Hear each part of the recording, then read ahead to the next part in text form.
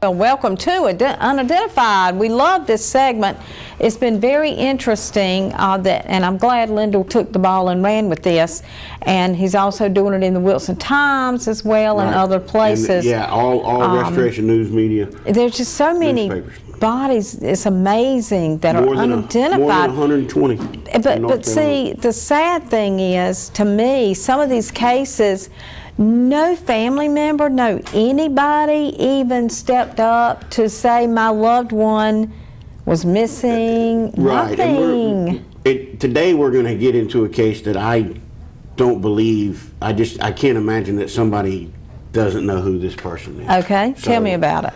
All right. So September 1990. Right. Take your mind back to September 1990. A cleanup crew is working on Interstate 40. At New Hope Church Road outside Hillsboro in Orange County. So every week we show a map, right? So you see Hillsboro, way down 40, right there at the New Hope Church Road exit, is they found this body on the side of the road. It was a young woman or a teenage girl, and the age has gotten more specific as they've gotten better with technology and whatnot. So they started saying maybe between maybe around 20 to 30, then they came back and said no, she's going to be around 20, and now they think she might even be as young as 15, right? So she had a sweatshirt on with this design right here, and that just breaks my heart. That's about as innocent as a picture as you can get. Yeah. And to me, the absolute crazy thing about that image is the FBI and everybody else has tried to figure out where that design came from or who manufactured that shirt, and they have no clue. In all these years, they cannot figure out where that shirt came from. I think if we knew where that shirt come from, that might help us figure out who she is. But no, we got nothing. So all right, so she was the woman or the girl. I have to keep saying that because if she's in my mind, if she's 19, 20, she's a woman. If she's 15, she's a girl. That's right. We don't know. She was found half nude. Her from the waist down, her panties were missing. Right. She had on socks that were. I'll play junior detective here for a minute. The autopsy says that the bottom of her socks were very clean, almost pristine, the bottom of her socks. So to me that means she's on Interstate 40. Somebody probably pulled over, throwed her out of the car. Yeah, she was dumped out of a car. Her socks are clean. If she was dragged or she was walking, I think the socks would be kind of dirty. Wow. She had a necklace. She had this necklace on.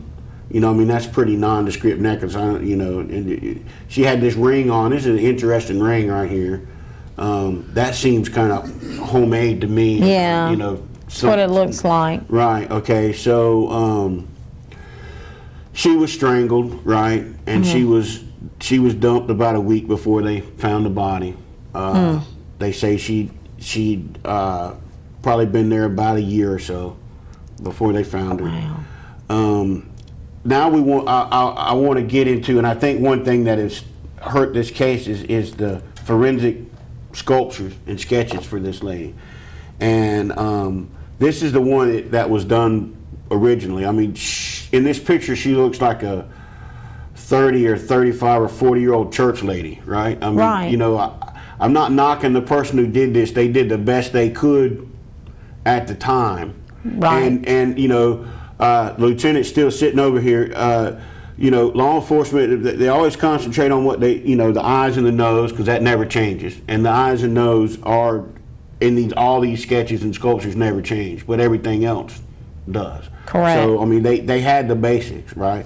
So here's one from the 2000s where. Oh wow, that's so different. Exactly. So with the exception of the eyes and nose, everything's different. Of course, with a skeleton, you don't know what the hair looks like, so that's a guess. But the people who are doing this are forensic artists. They use science, but they also have to incorporate a little bit of art to it. So then here's a recent one that was done by a very famous forensic artist. Goodness. And he actually took her dental patterns and created those teeth. So I mean, that's what they know. That's what her teeth look like. I think that's very important in identifying somebody. So that's it's rare to get a sketch that shows someone's teeth, right? So that shows what her teeth look like. Right. And then this is one that the most recent picture that was done. Golly, it just goes from exactly. It went from a 40-year-old woman to a 15-year-old girl. You know, so the thing about it all though is back to that T-shirt. I mean, you know who. Somebody manufactured that T-shirt. Right, and somebody, I mean, I just can't believe that somebody's sister or roommate or friend doesn't recognize that T-shirt. Now, a lot of times in these cases, we're talking about cases that haven't been publicized much. You know, we had the guy out in, that was found under Strickland's Bridge out in southern Nash County, J.P. Barnes, who was a state trooper here for 30 years, he told me on Saturday he never even heard of that case, right? But this is not that way. This case has been highly publicized. I mean, that T-shirt, the image of those bunnies, has been shown far and wide. That's just unreal.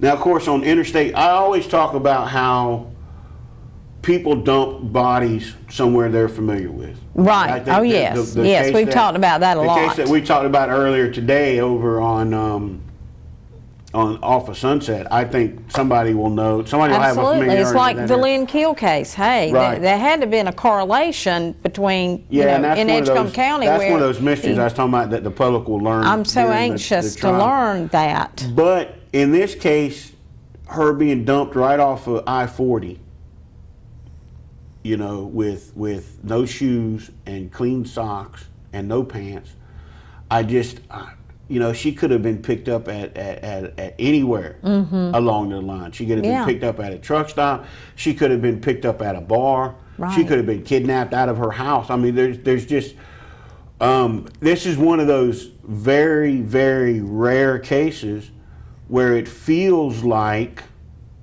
someone just pulled over on the side of the highway and dumped her out. So she could be from Florida.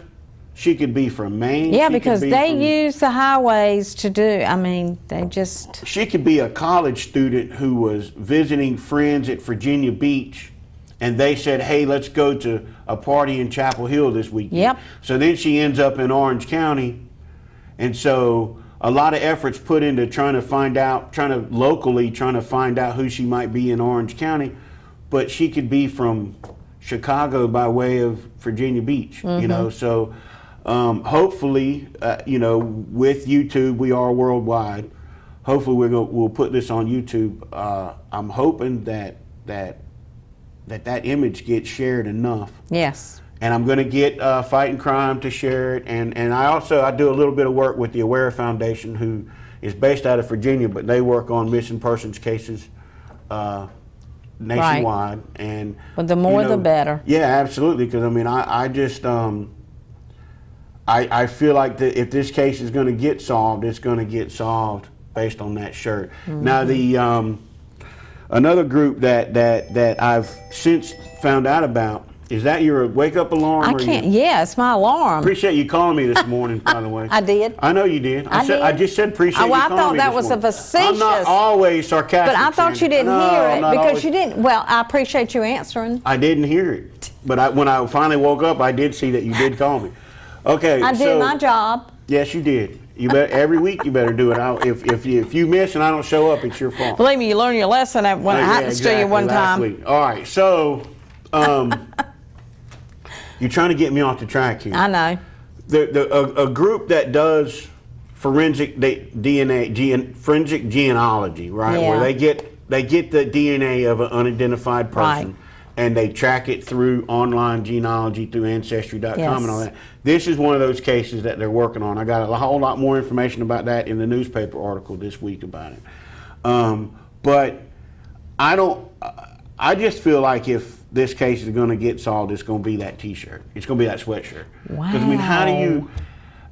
you know, I mean, that sweatshirt is so unique. Well, suppose she ironed those things on. You can do that. I know. I mean, You don't know, and you.